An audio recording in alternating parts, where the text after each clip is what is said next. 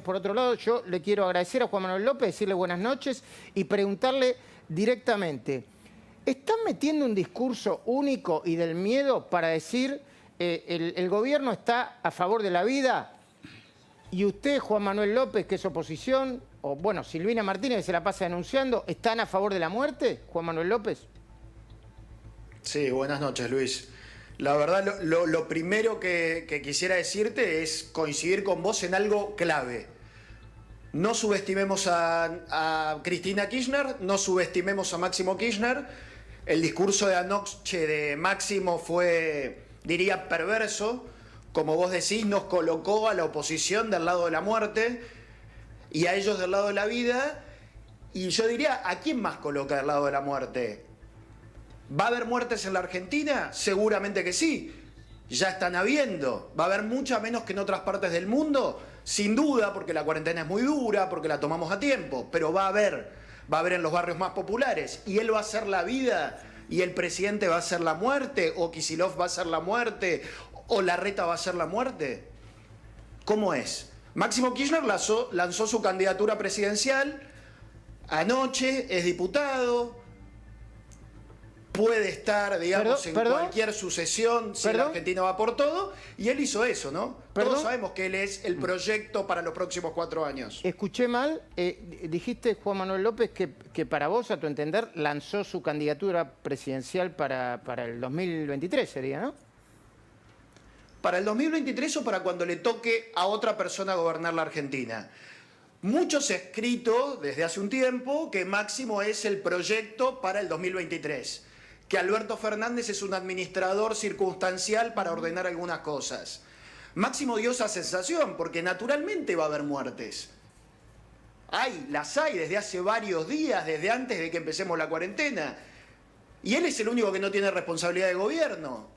Y tiene ese discurso maniqueo. La verdad que a mí me preocupó mucho. Yo estaba en el recinto a pocos metros y me sorprendió porque suele ser una persona tranquila, muy inteligente, pero que hizo un discurso, insisto, perverso anoche.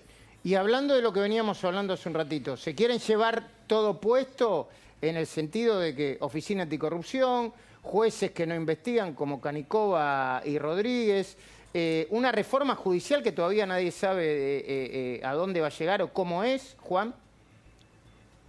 Sí, la verdad que nos preocupó mucho, sobre todo a la coalición cívica, que los juicios políticos que se están desestimando en estos días son muchos promovidos por nosotros, el de Canicova Corral, el del juez Rodríguez, un juez de lo peor, coimero, pronazi, que se copió en el examen, un desastre de Comodoro Pi. Canicova, bueno, ya lo sabemos, pero en la reforma de la justicia, que aparentemente la presenta la semana que viene, a mí me preocupa algo que dijo el presidente como al pasar, que tiene que ver con los miembros de la Corte, y yo lo asociaría con algo que pasó el año pasado. El presidente dice, yo me parece que está bien la cantidad de miembros, no la tocaría, por supuesto, la ley que redujo los miembros de la Corte de cuando él era jefe de gabinete, de cuando Néstor Kirchner era presidente, fue una buena ley, la última ley en la que el kirchnerismo hizo algo más o menos institucional razonable, allá por el 2006. Y hay que recordar que en mayo del año pasado, la Corte de golpe pidió el expediente de la obra pública. Para mí la causa más importante contra Cristina Kirchner, contra Lázaro Báez, contra Julio De Vido. En la causa en la que ya está en juicio oral, ahora suspendido por la pandemia, donde declaró un montón de gente. En esa causa que denunció Vialidad, que es la denuncia original de Elisa Carrió, pidió toda la prueba a la Corte en mayo y parecía que no iba a empezar el juicio.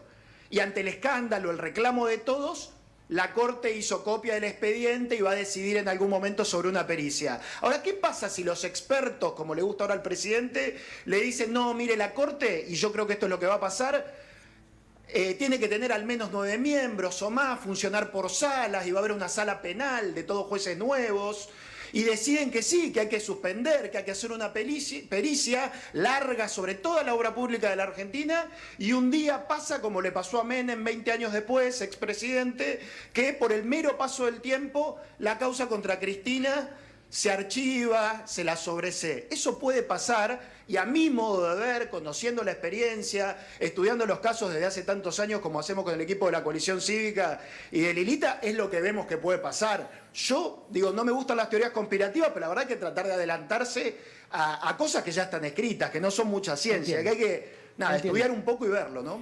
Por favor, le pido a la producción que ya vayan llamando a Mario Negri y a Graciela Caña, por otra parte, que terminemos esta charla ahora y que preparemos a Hugo Machiavelli y a Guadalupe con sus informes, ¿sí? Silvina Martínez, ¿qué reforma judicial se vendría, de acuerdo a la lógica que está implementando Cristina en el gobierno, ya a esta altura casi idéntica con la de Alberto Fernández? Bueno, mira, primero adelantarte algo que vos ya conocés, pero que va a conocer la gente. El domingo en un informe que vamos a presentar cómo todo esto no es ocasional, sino muchas de estas medidas que se están adoptando ahora y que se van a seguir adoptando a lo largo de la presidencia de Alberto Fernández fueron ideadas en la génesis del Instituto Patria y cómo, digamos, muchas de estas medidas y sus titulares que hoy están frente a los distintos ministerios, inclusive la reforma judicial, surge de un sector extremista del kirchnerismo. Y esta reforma judicial va a tener por objeto claramente no solamente consagrar la impunidad de Cristina, sino que algo que no vuelva a suceder, que para el futuro no podamos volver a tener juicios de corrupción en el sentido que estuvimos viendo en el último tiempo.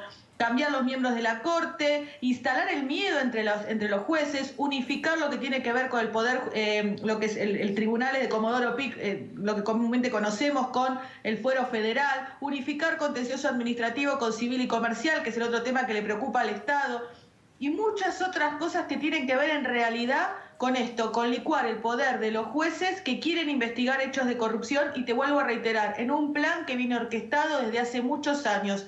No es del último tiempo. No se despidan, por favor, todavía. Atención, Hugo Machiavelli, ¿qué pasa con los jueces Canicova y con el juez Rodríguez, que los acabamos de mencionar? Buenas noches.